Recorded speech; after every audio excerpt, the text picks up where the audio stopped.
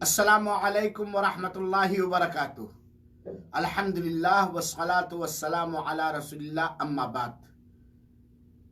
ज़कात के वाजिब होने की शर्तें। अभी मैं कुछ देर पहले आप लोगों को बता चुका हूं कि ज़कात वाजिब होने की 5 शर्तें हैं और उसमें से 2 शर्त के बारे में थोड़ी वजाहत कर चुका। पहली शर्त इस्लाम है और दूसरी शर्त आज़ादी, हुर्रियत कहते हैं। ज़कात के वाजिब होने की तीसरी शर्त है निसाब का मालिक होना। अल्लाह ताला ने माल दिया है और माल देने के बाद अल्लाह ताला ने एक लिमिट मुतय्यन कर दिया है जिसको निसाब कहते हैं। तो ज़कात उसी शख्स पर और उसी के माल में वाजिब होगी जिस शख्स का, जिस मुसलमान का माल, जिस आज़ाद मुसलमान का माल निसाब को पहुंच जाए, निसाब लिमिट को पहुंच जाए। जैसा कि हजरत सईद खुदरी रजी अल्लाह ताला बयान करते हैं कि नबी करीम सल्लल्लाहु अलैहि वसल्लम ने फरमाया, ये लिमिट है ज़कात के वाजिब होने की। जो शर्त है निसाब का मालिक होना, वो लिमिट अल्लाह के रसूल अकरम सल्लल्लाहु अलैहि वसल्लम ने मुतय्यन फरमाया, लैसा फीमा दूना खमसत औसुकिन सदका। 5 वसक से कम में ज़कात नहीं है। 5 वसक से कम में ज़कात नहीं है। तो गोया गल्ला जात के अंदर अल्लाह के रसूल अकरम सल्लल्लाहु अलैहि वसल्लम ने मुतय्यन कर दिया है कि अगर आपकी खेतियों में गेहूं पैदा हो और वो पैदावार 5 वसक को पहुंच जाए, तब उसमें ज़कात यानी उश्र वाजिब होगी, वरना नहीं। और एक वसक जो है ये अरबी में पैमाना है। एक वसक 60 सा का होता है।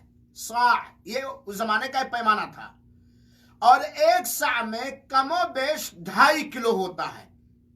तो ये अल्लाह के रसूल ने मुतय्यन कर दिया है। और अल्लाह के रसूल ने कहा, वला फीमा दूना खम्स ज़ौदिन सदका।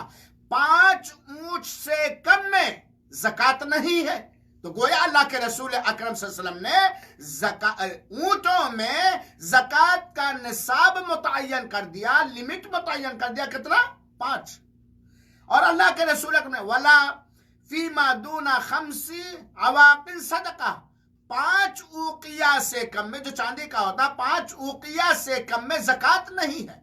तो इस हदीस पाक से बात मालूम होती है कि अल्लाह के रसूल अकरम सल्लल्लाहु अलैहि वसल्लम ने निसाब मुतय्यन कर दिया है, लिमिट मुतय्यन कर दिया। चुनाचे एक मुसलमान आजाद के पास इतना माल हो जो माल निसाब को, ज़कात के लिमिट को पहुंच जाता, तब भी उसमें ज़कात वाजिब होगी, वरना ज़कात फर्ज और वाजिब नहीं होगी। वो नफली सदका करना चाहे तो कोई हरज नहीं है। ज़कात के वाजिब होने की चौथी शर्त यह है मुकम्मल मिल्कियत, मुकम्मल माल का मालिक हो। मुसलमान आजाद जिसके पास निसाब भर का माल है, वो उस माल का मुकम्मल बाइख्तियार मालिक हो। और आप मिल्कियत जानते हैं, यानी जिसको उसमें हेर फेर के, बेचने खरीदने के, किसी को हदिया तोहफा में देने का इख्तियार हो, वही मालिक है। मिसाल के तौर पर यह कलम मेरा, मैं इसका मालिक हूं।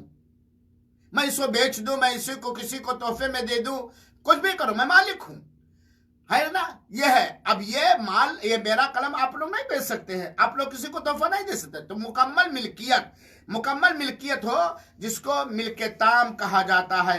और ये अल्लाह के रसूल अकरम सल्लल्लाहु अलैहि वसल्लम ने फरमाया है। चुनाचे गुलाम के माल में ज़कात वाजिब नहीं होगी, क्योंकि गुलाम जो है उसका सारा माल ये आका का माल होता, मालिक का माल होता। गुलाम का कोई माल ही नहीं होता। हमारे पास किसी की अमानत रखी हुई, अमानत, कर्ज नहीं, अमानत, तो मैं उसके देख का मालिक हूं। लेकिन क्या अमानत जो मेरे पास रखी, मैं उसे किसी को दे सकता हूं? मैं उसे खर्च कर सकता हूं? मैं उस अमानत को बेच सकता हूं? नहीं।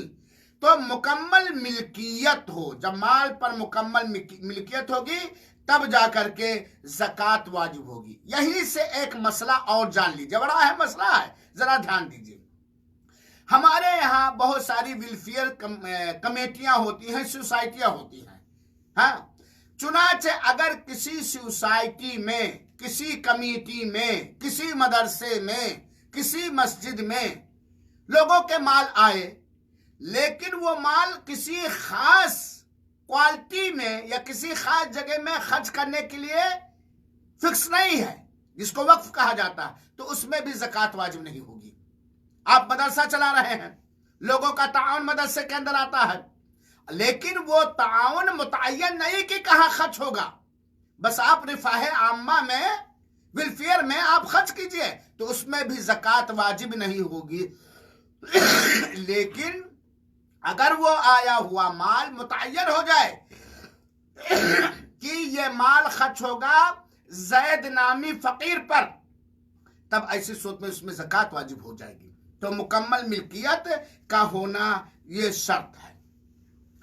इसी तरीके से मेरे भाइयों और साथियों, ज़कात के वाजिब होने की, मैं बहुत इख्तिसार से पढ़ा रहा हूं आप लोगों को, ज़कात के वाजिब होने की 5वीं शर्त है उस माल पर पूरा मुकम्मल एक हिजरी साल हो जाए। मुसलमान है, आजाद है, उसके पास माल निसाब का है और वो उस माल का मुकम्मल मालिक है, और उस माल पर पूरा एक हिजरी साल हो जाए। हिजरी साल, मिसाल के तौर पर आज हमारे पास 1 लाख रुपया आया और ये 1 लाख रुपया इसे रखा रहा, टर्न ओवर नहीं हुआ, तो आज के हिजरी साल के हिसाब से, यानी आज है रजब 1441 की 9 तारीख है, अब अगर ये 1 लाख रखा रह गया, टर्न ओवर नहीं हुआ बैंक में या घर में कहीं भी, तो अगले साल 9 रजब 1442 में इस पर ज़कात वाजिब हो जाएगी।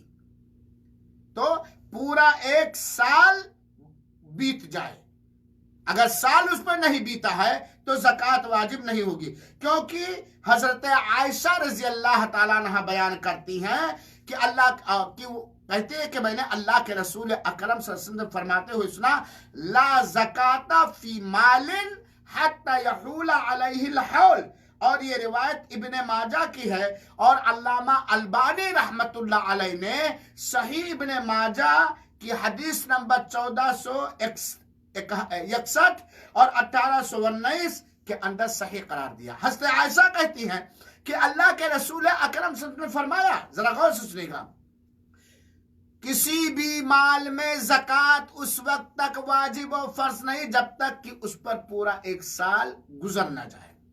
और इसी तरह हज़रत अली रज़ी अल्लाह तआला की रिवायत है कि वलैसा फी मालिन ज़कातुन हत्ता यहूल अलैहिल हौल, किसी भी माल में उस वक्त तक ज़कात रहे जब तक कि पूरा उस पर 1 साल गुजर ना जाए। तो गोया साल का बीतना माल के ऊपर ये जरूरी है।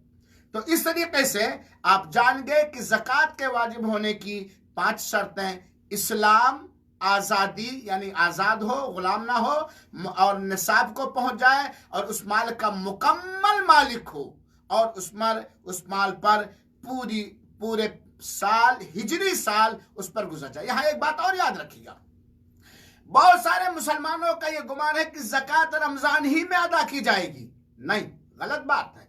जैसे साल पूरा हुआ फौरन ज़कात अदा की जाएगी। देखो, ज़कात अल्लाह ताला ने माल के पाकी के लिए रखा है और गुरबा मसाकीन की मदद के लिए रखा है।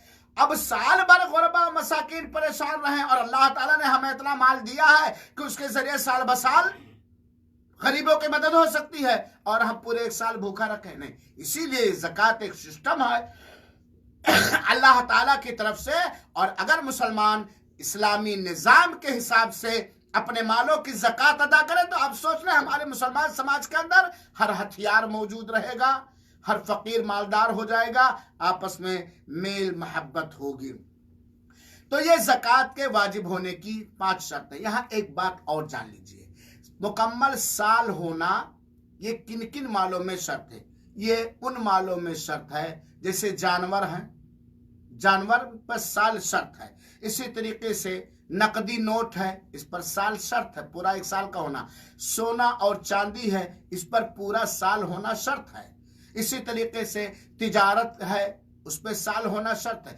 लेकिन कुछ माल ऐसे हैं जिस पर साल का बीतना शर्त नहीं है, जैसे गल्ला जात है, तिजारत के नफा है, जानवरों की पैदावार है, इस पर साल शर्त नहीं है। चुनाचे वो माल जिनमें 10वां हिस्सा या 20वां हिस्सा वाजिब होता है, जिसको उश्र या रुबुल उश्र कहा जाता है, उसमें साल का बीतना शर्त नहीं। 4 शर्तें हैं। जैसे मिसाल के तौर पर गल्ला जात, जो खेतियों से पैदावार है, खेतियों की पैदावार है, या तिजारत का असल पूंजी से लगा करके जो नफा आता है, इसमें साल पूरा होना शर्त नहीं। खेतियों की पैदावार वो पैदावार जिसमें ज़कात वाजिब होती है, मुसलमान हो, आजाद हो, मुकम्मल मिल्कियत हो और निसाब को पहुंच जाए, और उसकी पैदावार पर साल शर्त नहीं, बल्कि जिस दिन वो पैदा हो गई, हमारे कब्जे में आ गया, उसी में ज़कात वाजिब हो जाएगी।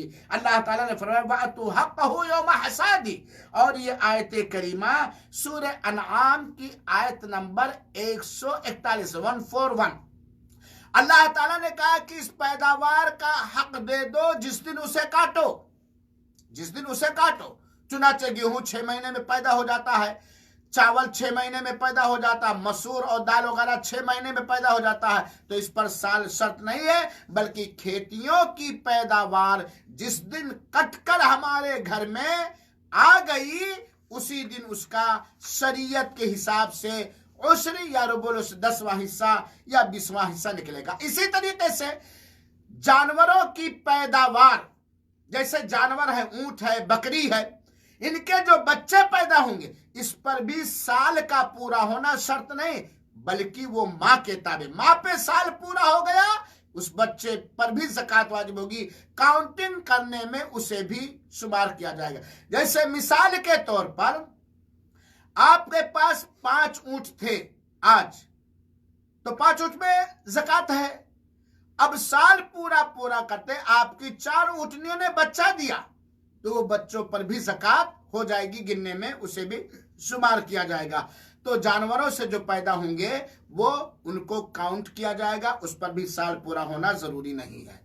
इसी तरीके से तिजारत के नफा पर भी साल पूरा नहीं होगा। असल माल पर साल पूरा हो गया तो नफा जो है वो असल माल के साथ जोड़ा जाएगा। आपने तिजारत शुरू की थी 1 लाख रुपए से आज के दिन, तो अगले साल आज के दिन आपकी तिजारत में ज़कात वाजिब हो गई। अगले साल आज की तारीख में, हिजरी तारीख के हिसाब से जब आपने हिसाब किया तो 2 लाख निकला। हालांकि शुरू कितना क्या था? 2 लाख। चाहे वो साल पूरा होने से 2 दिन 3 दिन पहले ही 1 लाख का नफा क्यों नहीं हुआ, तो वो ज़कात अदा करने में 1 लाख पर ज़कात नहीं होगा, बल्कि 2 लाख पर ज़कात होगा, अगर बाकी शर्तें पूरी हो जाएंगी। इसी तरीके से एक बात और जान लीजिए, वो माल जिसको दफीना कहा जाता है, दफीना, वो उसका शक्ल ये है कि आप मान लिया अपने घर की बुनियाद खोद रहे थे या कहीं खुदाई करते और वहां कोई खजाना मिला, तो खजाना जो दफीना है उस पर भी साल पूरा होने की शर्त नहीं है, बल्कि जैसे आपको दफीना मिला, कहीं गाड़ा हुआ माल मिला और वो उन मालों में से है जिन मालों में ज़कात वाजिब होती है, तो फौरन उसका 5वां हिस्सा निकाला जाएगा, जैसा कि अल्लाह के रसूल अकरम सल्लल्लाहु अलैहि वसल्लम ने फरमाया। व फिर रिकाजी अल खुम्स, बुखारी शरीफ और मुस्लिम शरीफ की रिवायत है कि दफीना के अंदर जो कहीं दफन किया हुआ माल मिला उसके अंदर 5वां हिस्सा है, तो इसमें भी साल का पूरा होना फर्ज और वाजिब नहीं है। तो इस तरीके से हम और आप ये जान गए कि ज़कात के वाजिब होने की शर्तें क्या हैं और किन मालों में ज़कात के वाजिब होने के लिए साल का पूरा होना शर्त है और किन मालों में ज़कात के वाजिब होने के लिए साल का पूरा होना शर्त नहीं है। अल्लाह ताला से दुआ है कि अल्लाह ताला हमें उन लोगों में से बनाए जो इखलास के साथ इस्लाम के तीसरे रुकन की अदायगी करते हुए गुनाहों और माल की पाकी हासिल करने के लिए ज़कात अदा करते हैं, और अल्लाह ताला हमें इखलास के साथ ज़कात अदा करने वाला बनाए और कबूल फरमाए। आमीन। वस्सलामु अलैकुम व रहमतुल्लाहि व बरकातुहू व जज़ाकुमुल्लाहु खैरा।